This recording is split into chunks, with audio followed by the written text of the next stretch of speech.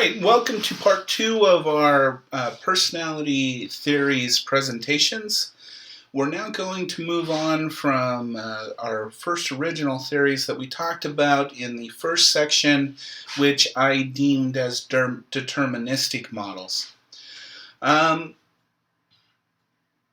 Keep in mind that those theories, learning theories, Freudian theories, and biological theories, posit that our individual personality is not determined by self-motivation. We have no control over our personality is the assumption of these theories. They develop because of a cause of something else.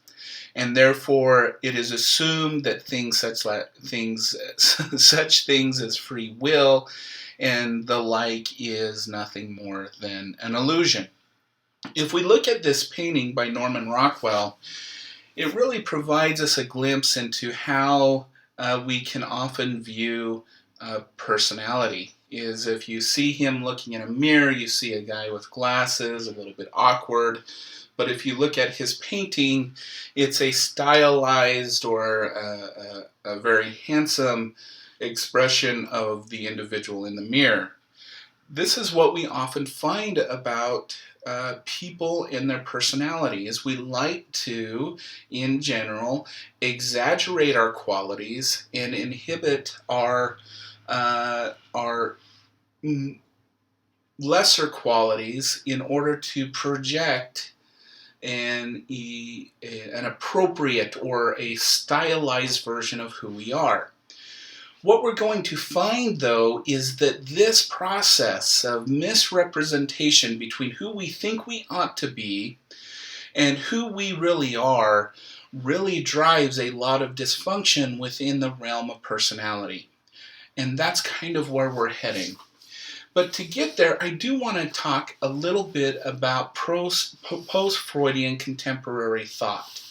And talk about a few of the people who kind of changed his theories and really are a little bit more scientifically based. They use a little bit different evidence. They're not quite there to hit the rigor of science today, but they give us a lot about our popular culture. I'm just going to go through these really quick. One person that we should talk about as a post-contemporary is Karen Horney.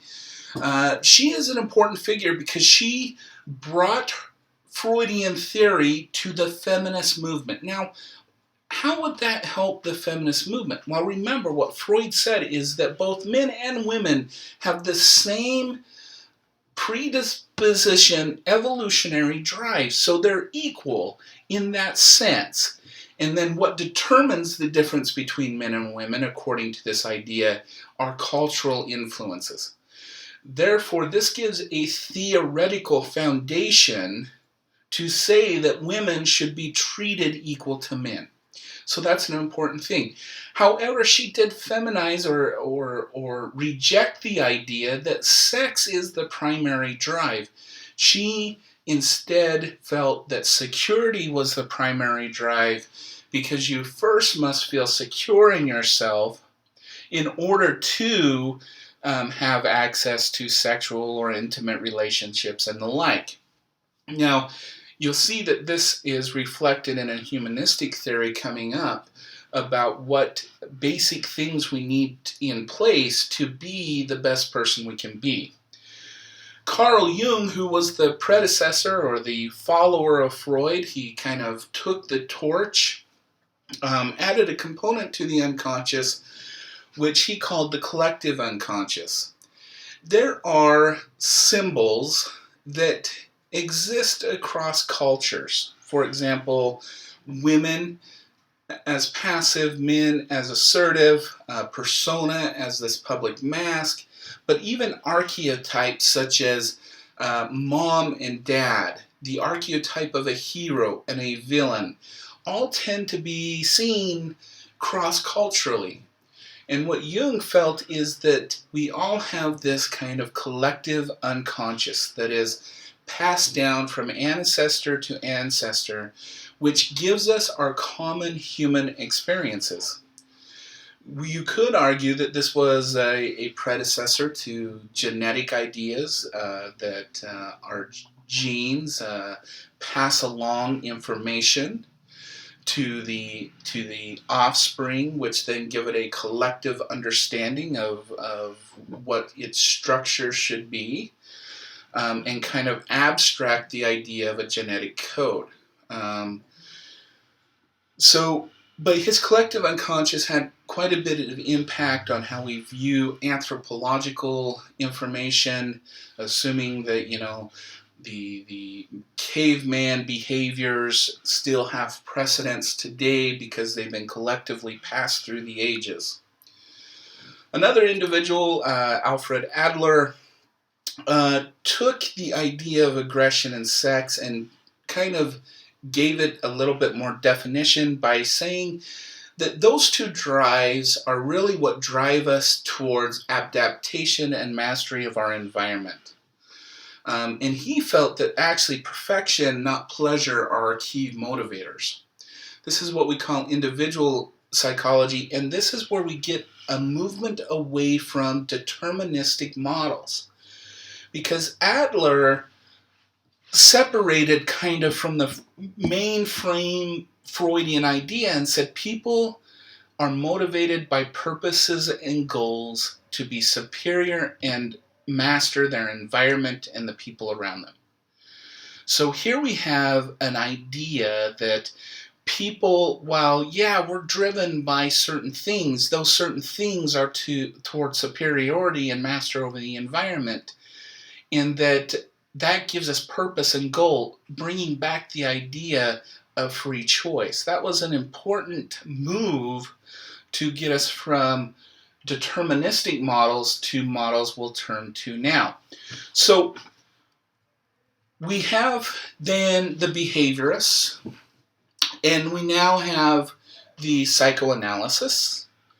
They're both saying, one saying we're driven by biological evolutionary drives. The other one is saying that we are a product of our learned history, and what we're just basically doing is adapting to our environment. Around the late 40s, 50s, especially into the 60s, we start getting movement towards more motivational models coming out of the existential philosophy. Existential philosophy is this idea of wanting to know the purpose of life. And what an existentialist would argue is the pure fact that we ponder our existence is evidence of free will. It is evidence that we are self-driven and that we're not just bound by environmental or biological contingencies.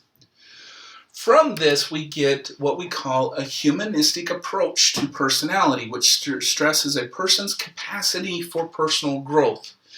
In order to have personal growth, according to a humanistic philosophy, you must have the ability to freely choose your destination. The difference, too, about the humanistic approach is instead of focusing on the negative of life, Freudian theory was about dysfunction. It was based on dysfunction, about failure and about degradation. Now we have a theory about becoming the best you can be. It's a positive approach towards existence. So the important thing about the humanistic thing is they feel that we all possess the skills and the knowledge to be the best person we be. We just need certain things in our life to make sure we can find that answer, that we can have access to that answer. One of the ways that this problem has been approached is by Abraham Maslow and his conceptualization of the hierarchy of needs. What Maslow believed is that in order to reach this thing he called self-actualization, which we can consider as ultimate morality, creativity, spontaneity, problem solving, lacking prejudice, and the acceptance of fact over belief or superstition. To reach that point, we have to have 4 needs taken care of. And he argued that you have to have all four of these things. So what is the first thing that you need in order to reach this level of self-actualization? And actually, I'm going to stop right here. I want to say the conceptualization of self-actualization has changed to an understanding of complete understanding of oneself and you being the best person you can be without prejudice, bias, or ignorance. Okay? So how do we reach this level? According to Maslow, the first thing we have to do is take care of those basic physiological needs. So breathing, food, water, sex, sleep, homeostasis, excretion, those basic biological things. Once we have that, so we have food, shelter, warmth, we then need to feel safe where we're at. We need to have security. We need to know that that will be protected. Once we feel that safety, then we can focus on our relationships, our family, our friends, close intimacy, those types of things. Once we have those three layers in place, we then can focus on self-esteem, reflection on the self, self-improvement, confidence, and all of those types of things. Now, Maslow argued that you have to have all four of those in order to reach a level of self-actualization. Well, this is where the problem lays, is that if you think about this, in what part of a person's life do we always have those four things perfectly in line to achieve self-actualization? Well, according to research, Maslow argued 20%. Some contemporary numbers have argued as low as 4% to about 12%. Not a huge number of people actually lead to self-actualization. We can think of a few: Martin Luther King, individuals like him, those individuals who were willing to put themselves out there without prejudice, discrimination, all of those kinds of things. So, and let the world see them for who they are. Those are self-actualized people. And if you think about it, there's very few of those. Because what happens is, we could get up to self-esteem and maybe our house gets broken into. So we have to go back down to safety needs. We go up and then a spouse passes away or a divorce occurs or we lose our job. So we're constantly in these lower four areas trying to figure out how to take care of them. So Maslow would argue, college students like yourself are in a perfect position to become self-actualization because you're taking care of social needs through classroom interaction, esteem needs through self-growth. I'm hoping you have a safe place to live and that you feel safe where you're at. And so they would argue that, or he would argue that you all are in a perfect place to become self-actualized. Now, Maslow's model has actually been applied to a lot of different fields. So my human service students, people going into counseling, social work, social services, you will use this model quite a bit. Because when you have a person come in, whether you're working with the homeless, whether you're working at the food bank, domestic violence shelter, family crisis center, you assess for all of these things. You ask, shelter, food, do they have shelter, food? Is there violence in the home for their safety needs? Do they feel safe where they are? Do they live in a safe neighborhood? Then you look at what their friendships are. What is their social support system? How are they connecting to their community, to their friends? And do they have safe, intimate relationships? And then you assess individuals' esteem needs. Are they taking care of themselves? What do they think of themselves? Are they growing? Are they developing? And so human services people use this all the time.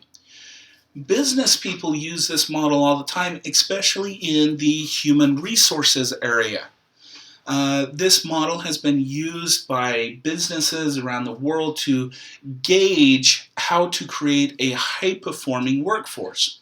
So in the workplace, when we look at human resources processes, we start with the physiological level where we ask ourselves as a business, are we paying our employees enough to survive, to take care of food, water, and shelter?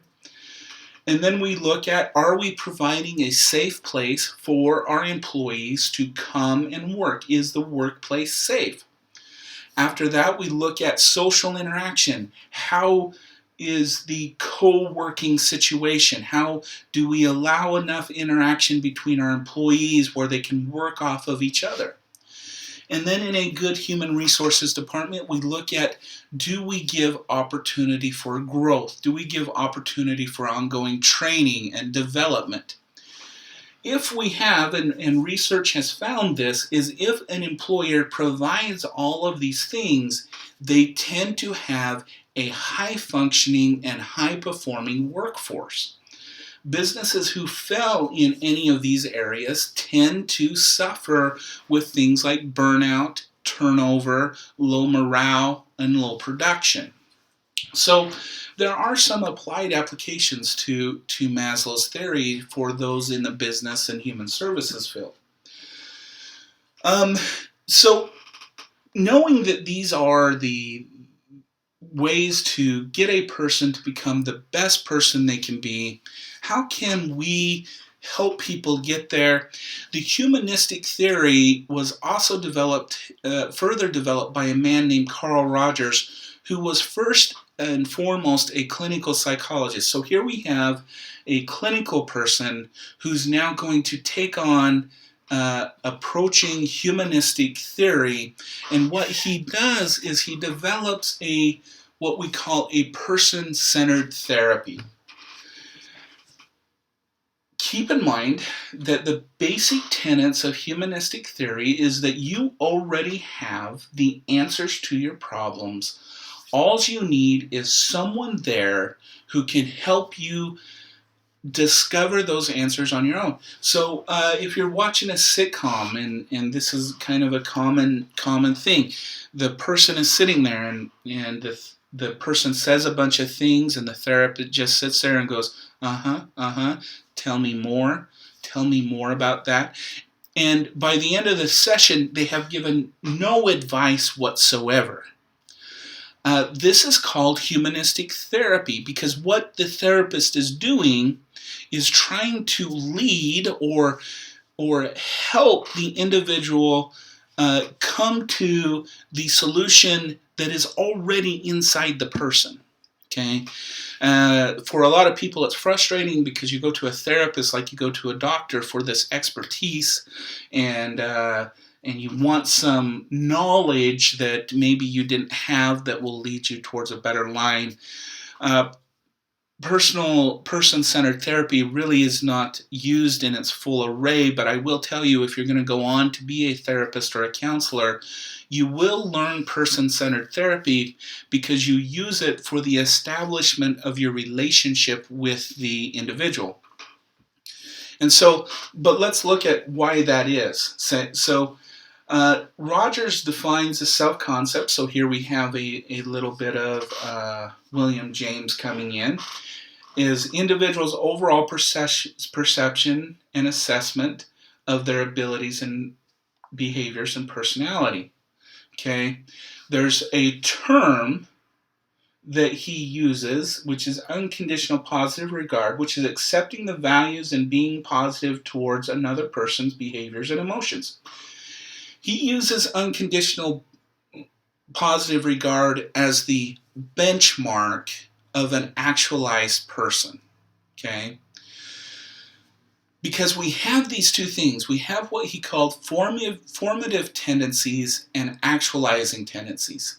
Formative tendencies are tendencies for an organic or inorganic to evolve from simple to complex. This is the idea that every organism, everything that exists, starts out simple and develops into a complexity. Okay? We also have actualizing tendency. This is the human tendency to move towards completion or to being a full person. Okay? These formative and actualizing tendencies can be conflictual but also complementary. Because once we understand ourselves, we layer on another level of complexity to that understanding. And so they're kind of hitting on each other. Okay? Now, what Rogers argued is that an actualizing person is aware of their actualizing tendencies. So how do we get to that point? Where do we go from there? So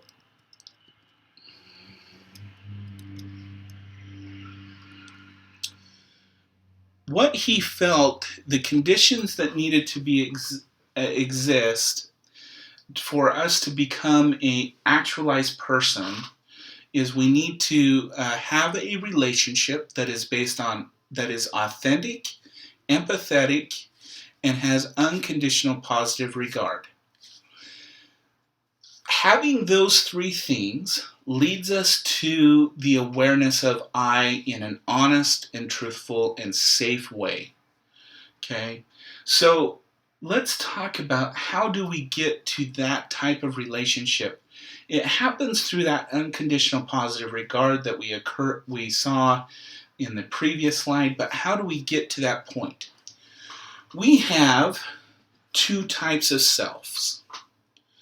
Okay, we have what we can call our ideal self, the person we think we should be, and we have our organic self, or our real self, who we are actually right now, right here. Okay? Now, the further those two things are apart, the greater amount of dysfunction. In fact, if we measure how your ideal self and your real self, and if they are way far apart, we can predict things like depression, anxiety, eating disorders, and a lot of especially mood disorders, because there's an incongruency between who I think I should be and who I am today. According to Carl Rogers, to become an actualized person, you have to eliminate the distance between the real self and the ideal self. Okay? Now, this does not mean you become the ideal self. This does not mean your ideal self has to be eliminated. More proper, those two things have to meet and be congruent with one another. So what does that mean, to be congruent with yourself, with who you think you should be and who you are? Basically, it looks like this. You have a complete understanding of yourself, both your positive and your negative qualities. And you accept that you have positive and negative qualities. And what you do with those qualities is you use them to be the best person you can be, given your positive and negative qualities. Okay?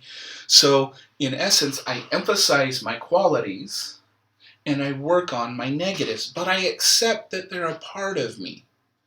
I don't get anxiety because maybe I have this weird habit or something like that. Okay? So when those two things are congruent and we have complete understanding of them, that allows us to have positive and unconditional regard for everyone else. Because if I accept my negative qualities and my positive qualities, I can now accept yours for who you are, both the good and the bad. And so I see you in an unbiased way. From this definition, you can see why a lot of researchers in this area find that very few people actually reach the level of self-actualization. Okay? So here we have it. We have the self-concept consisting of the organic, the ideal self. An unhealthy person is one that has an incongruence between the real self and the ideal self. Awareness, symbolic representation of some portion of our experience, level of awareness, leads us to try and bring these two things together. So what Rogers is trying to say, and in combination with Maslow, is that we have this idea that we need to be the best person we can be. Rogers feels that we don't get there because we're always trying to achieve something that is unrealistic, and we don't appreciate the person that we are. And that leads to dysfunction. Maslow feels like that in order to be the best person we can be, we need to have basic needs in place that are met based on our unique experiences and our unique situation. Because you'll note that what is safe for me may be unsafe for other people. And we all have different levels of safety and intimacy and all of those things, which leads us all on a different path towards being the best person we can be. So that's kind of the humanistic conceptualization of why we become the people we do, why we fail, why we succeed. And you'll notice that there is a lot of barriers that are placed on people in this theory, and our job is to overcome those barriers. And we all do it in a special and unique way, and that's kind of, I think, what the humanistic folk were trying to get to. And so that is that theory. So the last theory I want to hit on, because it's very popular today in modern personality theory, you see it measured all the time, is trait theory. And you took the Big Five personality test last week, you reported on it, and this is just basically what it is. So traits are enduring personality characteristics that tend to lead to certain behaviors. Trait theory states theories of personality consist of broad, enduring dispositions that lead to characteristic responses. The Big Five personality test is one that has been well documented and has been well proven and has been consistent over time, and so that's the one we will focus on in this class. If you look at the Big Five personality trait, and if you want a mnemonic for it, the first side of it spells ocean. And we have these on a continuum: openness to closeness, conscientiousness to the other one, extroversion, introversion, agreeable, non-agreeable, narcissistic, and basically easygoing. Okay, so openness, and I kind of want to go through these because I know that your output for your personality test didn't really give a good explanation of these. So what does it mean to be open versus closed? This is the way you want to conceptualize it, is in a situation, going into a situation, if you scored high on the openness end, it means that you go into a situation and you adjust your actions based on the situation. If you're closed, on the other hand, when you go into a situation, you have preset rules of engagement that you say, I will not act this way, and this way, regardless of what's going to happen. This is how it's going to go down. Now, I want you to know, neither approach is better or worse. It's just a different approach. Okay? Probably dealing with how you had to navigate your social world today. So closed people tend to be closed because if they didn't have that structure in place, they may have been hurt or harmed or taken advantage of in the past. Open people may have an open orientation because that has successfully led them to successful ends. Okay?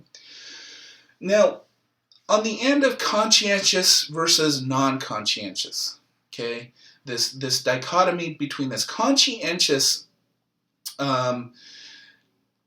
tends to be this conceptualization. What's the best way to think? Okay, if you go on a trip, let's say you go on a trip, how do you leave your home? If you're a highly conscientious person, you probably make it so everything in your home is perfect, so that everybody, if something happens to you, someone can find it. You might even leave very detailed notes and everything for someone who doesn't. A person who is non-conscientious figures that if somebody wants to know where something is, they can just ask me. So they will leave their home on vacation just the way that they left it and come back to it just in that same condition. You could also think of it this way in the office. A conscientious person has a tedious filing system to make sure if they're not there, someone can find the information if they do it. I do not measure high on conscientious scales, so my office looks like a mess where pretty much if you want something from me, you got to ask me because I know where it is, but the chances of someone else finding it is very, very slim. Again, is one better than the other? That's debatable. We both navigate through the world successfully. I know disorganized, which is the word I've been looking for, is a little bit more difficult to handle. Conscientious people tend to have the world organized very nicely, so you could argue there's a positive and negative to that. On the other hand, I know where my stuff's at. Extroversion versus introversion. We've talked about this in the first section, in the first video. Extroverted people tend to be very outgoing, talkative, sociable. Introvert people tend to be quiet, reserved. Again, just like I talked about in the first video, this is more of a approach to gaining energy and understanding. Extroverted people need to talk it out. Introverted people need to process it internally. One thing I do want to say is don't mistake introversion for shyness. Introverted people are not necessarily shy. In fact, we can find that there are some extroverted people that are shy as well. Shyness is an anxiety about being in a social situation. And it's such an anxiety that it makes us withdraw and not like social situations. Extroverts can be shy, and so can introverts. Yes, we do find it more prevalent among introverts, but it's not uncommon to see an extrovert being shy. Shyness too, there's a lot of introverts, and this is important, especially for extroverts to understand, is don't assume an introvert is shy, and therefore you should force them or try to make it so they're not shy. For example, in my situation, I'll go to a public place and I'm the quiet type. I love to listen. I love to be in social situations, but I also need my quiet time. And so a lot of people think that I'm shy or I get anxious in social situation when truly that's not. I'm truly enjoying myself. I'm enjoying being in the social situation. It's just that I'm quiet while I'm doing it. So keep that in mind. Agreeable versus disagreeable. Agreeable, again, if you want to think of it kind of in the openness and closeness, closeness is into situation. Agreeable versus disagreeable is dealing with people.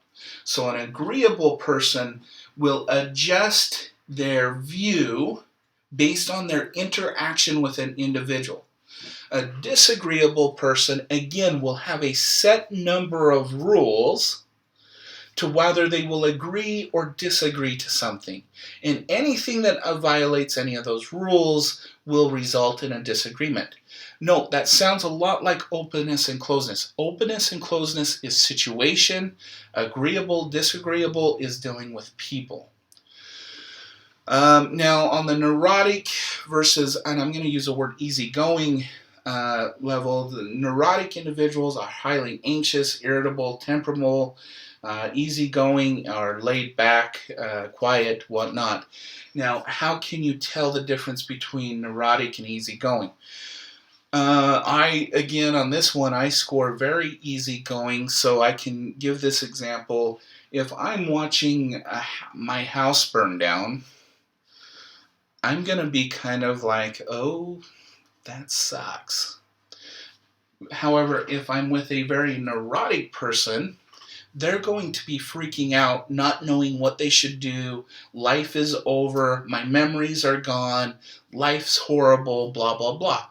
Again, it's a different approach. Okay. Now, is one better or the other? I can't say. I can say that neurotic people are highly anxious. Easygoing people tend to be less anxious, but easygoing people are susceptible to social influence and just going with the flow, where neurotic people are much more analytical and are much more able to make more of a critical decision. So, in the conceptualization, this is where it would be a good example of where it'd be nice to have a mix of both neurotic and easygoing traits. So that's how to conceptualize the Big Five. Again, I spent some time on this because these are the only five that have really been valid and reliably measured for about 2 decades now. The next theory is personological approach, or what we call life story. And, basically this is a good example of what people do in the clinical or the criminal profiling world. Is what this theory basically possesses is that personality which emphasizes a person's history. So what these folks feel is that you can't analyze personality and generalize across situations. So they would say trait theory is kind of nonsense, because what really determines a person's personality is their unique history, what they were raised as, how they were raised, what happened to them in their youth and up through today. That establishes personality more than trying to measure these traits or measure these different concepts. We see this again, this is a method of criminal profiling and all those kinds of things, taken in what's the best predictors of, and I can't talk. I will end with this idea. This one is that one of the best predictors of current behaviors is past behaviors.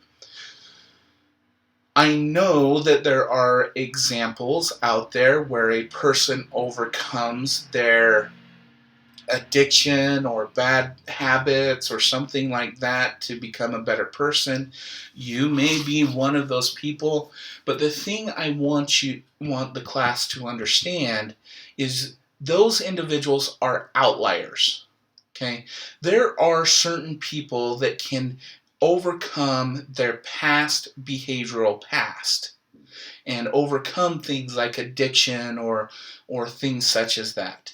But those are outliers. Those are just examples. Okay? The majority of people, the majority of addicts, the majority of criminal, even people who don't ever make it to high success, all those kinds of people, even people who are successful, are so because their behavior leads them that way, that their best predictor of behavior is your past behaviors. And if I know something about your past and how your patterns of behaviors, I can predict what you're going to be doing in 5-10 years. This holds true for the majority of the population.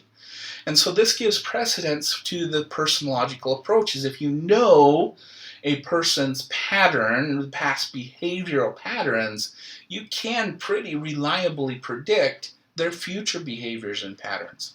Again, I want to emphasize, when you're thinking about this and you're going, oh, Professor Peterson, whatever, remember, when you're coming up with those examples of people who have overcome their past, they tend to be the outliers in society.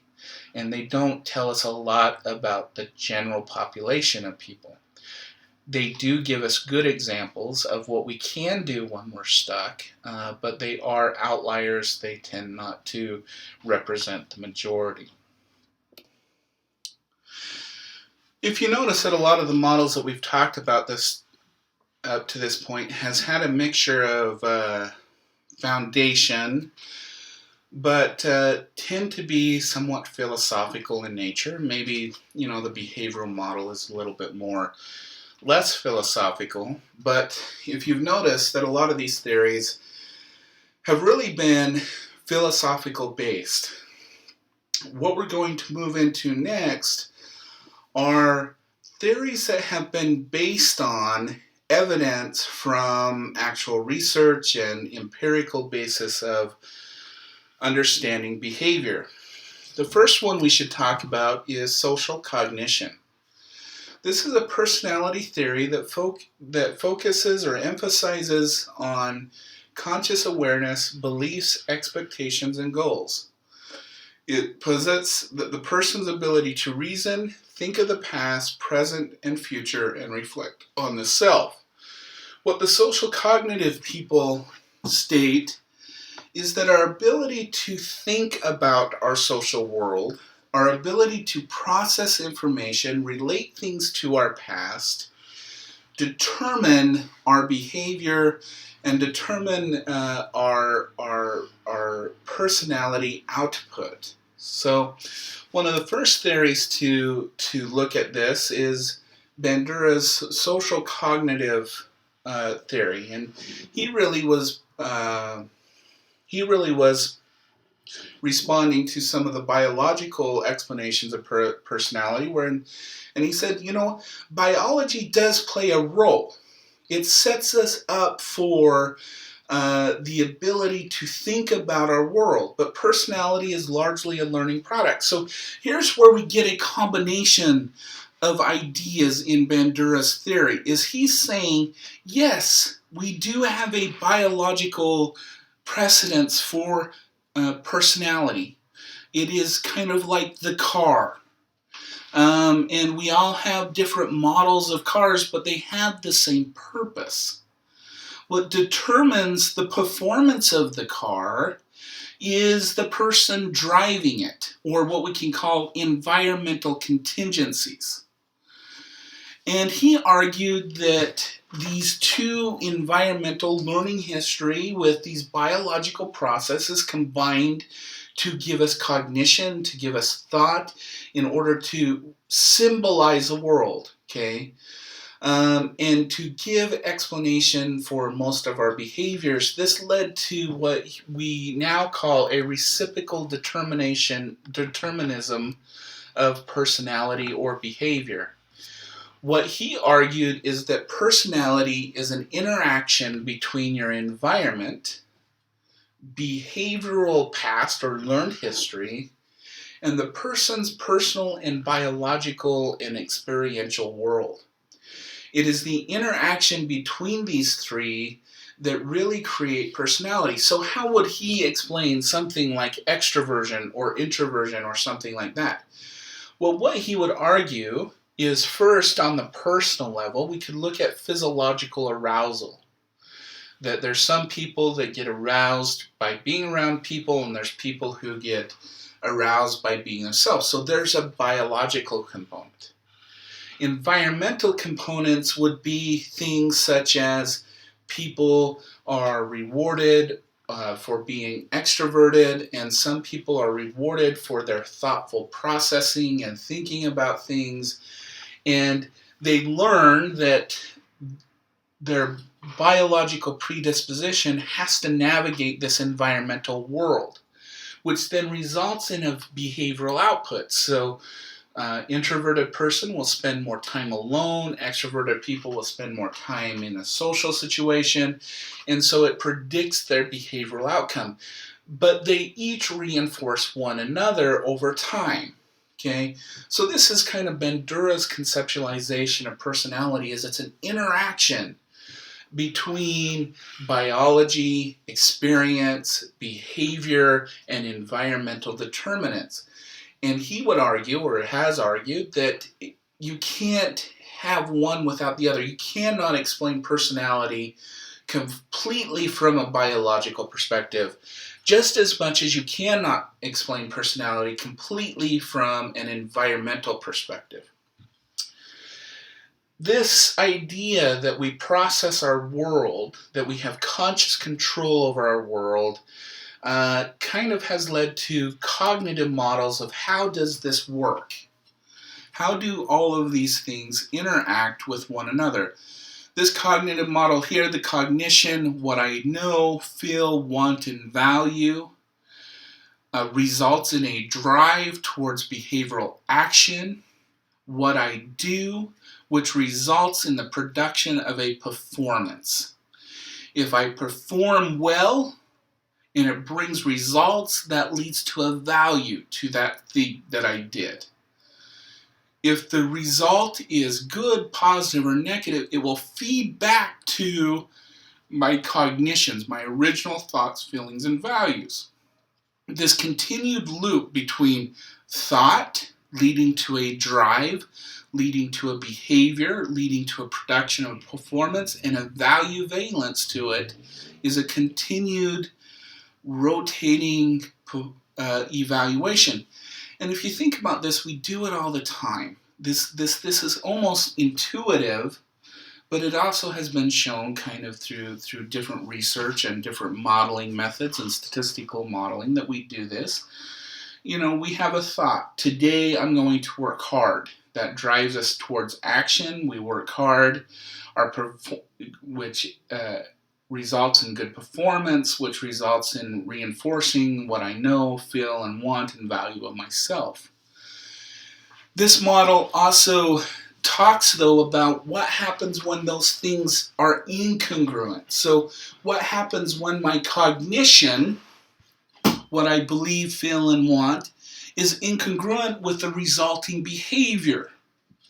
Well, when those two are incongruent, what it creates is something coined cognitive dissonance. Cognitive dissonance is a disassociation, a gap, a difference between my thoughts and my behaviors. That distance creates anxiety, stress, and potentially depression. And according to the cognitive model, what we're motivated to do is create a congruency between our behavior and our cognition. If we had more time, we can talk a lot more about the processes of reducing cognitive dissonance, but some of them include justification, some of them include redefining your values or the way you feel. Some of them include pressures. So we come up, a lot of times you can call it excuse making, but it also leads into negative valence towards the self. So it's both a motivational force, or it can be, or it can lead to even more negative behaviors. Just some concepts that come out of the social cognitive world, just to emphasize a little bit more. We talked about cognitive dissonance there on the third point. Another thing that came especially out of Bandura's work is the idea of self-efficacies. And self-efficacy is basically defined as people's belief about their capability to exercise control over an event that affects their life. Self-efficacy is basically saying, yes, I can do that and be sure of it. Okay? It's not self-esteem. Self-esteem is the evaluation of your own qualities. Self-efficacy is your ability to say, I, as a person, can do Z, what's asked of me. Okay? It's my belief in my ability to perform. Now, we have found that self-efficacy predicts a lot of things like school success, work performance, all kinds of different things. And people with low self-efficacy tend to perform less than people with high self-efficacy. And a lot of times it's even more predictive than a person's self-esteem. So that's kind of interesting to think about. Verse versus things like self-fulfilling prophecies. So a model of self-efficacy is this one right here. So these are some of the things that we find that are associated with having good efficacy. Past experience in accomplishing things, vicarious experience, modeling it through parents and whatnot, social persuasion from coaching, physiological and emotional states, positive or negative, results in an efficacy judgment, which results in a behavior. These self-efficacy people would argue that these 4 things that then predict your self-efficacy judgment really need to be in place. So, and we can see this from school success literature. If we've been successful in school in the past, if we've seen other people model that behavior, if we have a good social support system, and we are physiologically and emotionally stable, we tend to have a high degree of belief that we can accomplish school tasks, which then leads to better behavior and performance in school.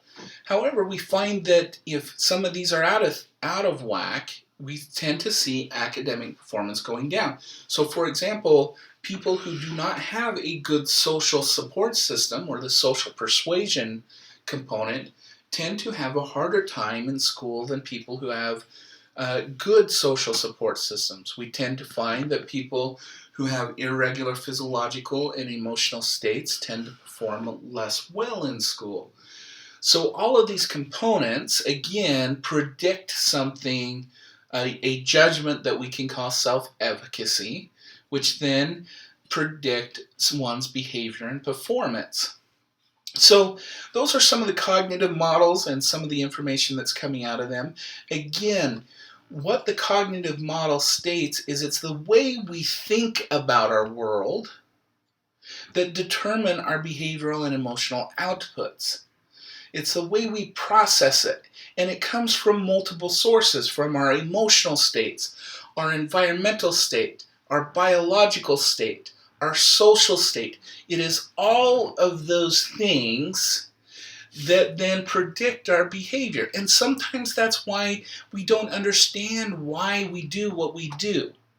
A lot of times we try to focus on one cause for a bad behavior, and we fail to take into consideration the social, the biological, the emotional, or the thought processes that then contribute to that behavior as itself. So we tend not to understand it.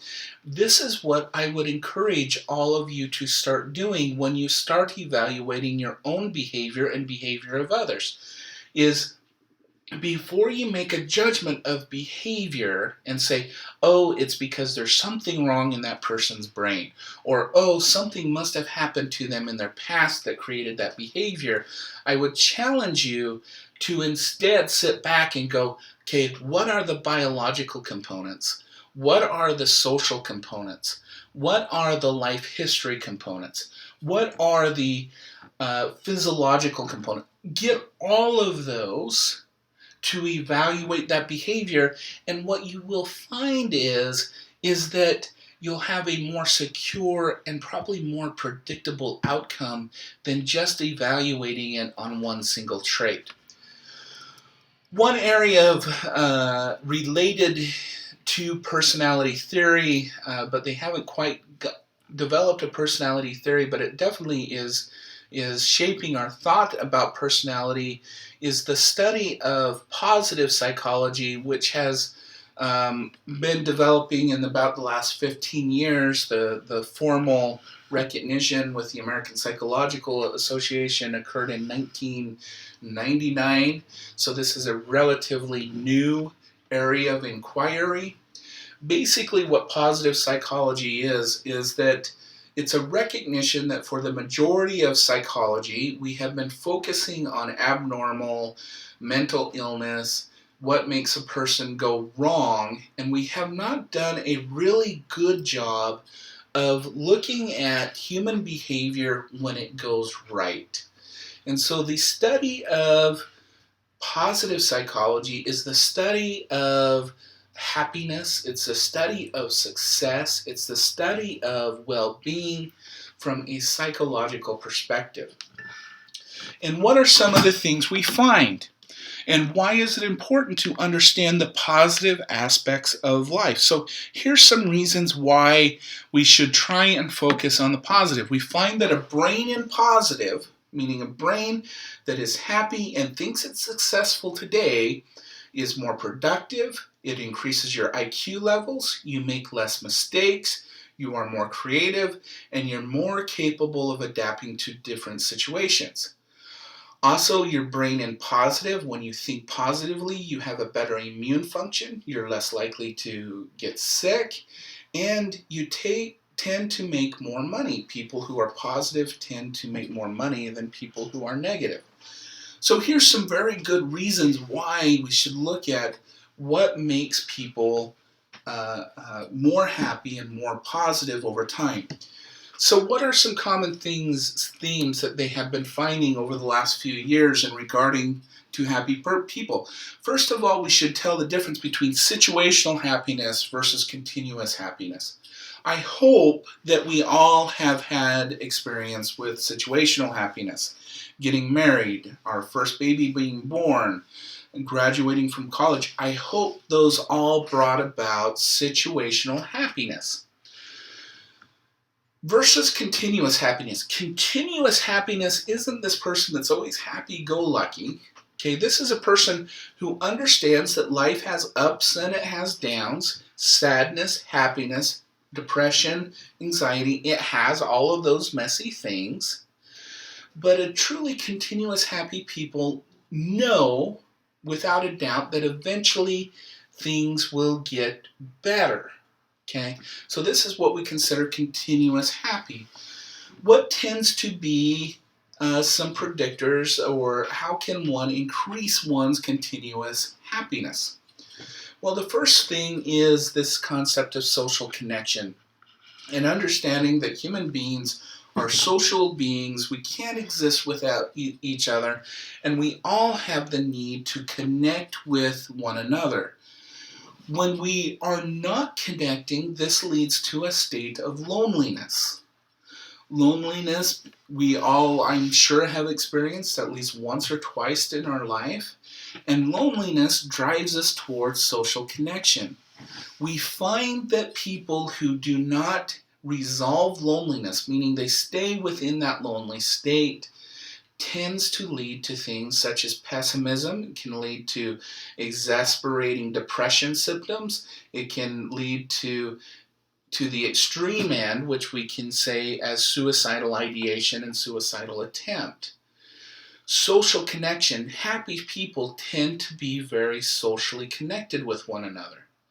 We also find that happy people tend to maintain good friendships. They maintain good intimate relationships. They're engaging and authentic in life. They frame information in a positive frame, and they're willing to experience new things. I want to talk just real quick about this engaging in an authentic life. We find that happy people, or continuously happy people, tend not to be the super rich, the super successful, the CEOs of companies, that kind of stuff. We find happy people across the continuum of social strata, from the severely poor to clear up to the very rich. A good example of a truly happy person that I was reading a while about in a qualitative study on happiness was actually a janitor. And something that kind of was telltale about people, the way happy people frame things, is he didn't frame it as, yes, I clean toilets, it sucks, I hate it, I mop floors.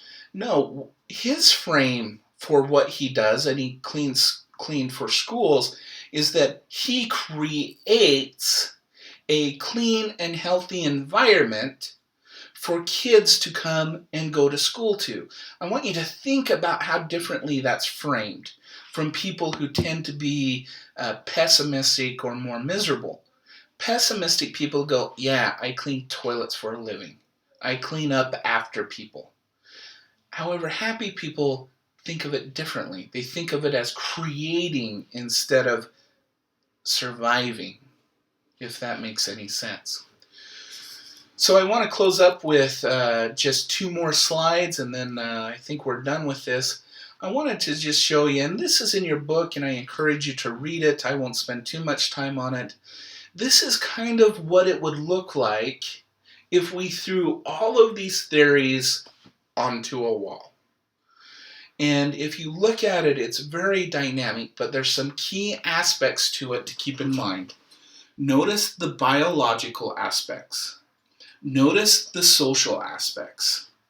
Notice the thought processes, the cultural influences, all of those things. It creates this dynamic and interaction that creates your unique behaviors and abilities.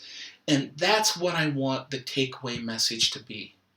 Is if you want to truly know the person that you are, evaluate it from a dynamic perspective. Understand your biological tendencies and be okay with it. Take pride in your biological past. Look at those big 5 tendencies. Know them and understand them and know how they connect to your characteristic abilities. What your culture brings to you, what your unique history brings to you, your attitudes and your personal strifes. Focus on that self-concept. Be proud of being who you are and know all of the different concepts of who you are. Understand how emotions and emotional reactions influence these and how that external environment plays into this.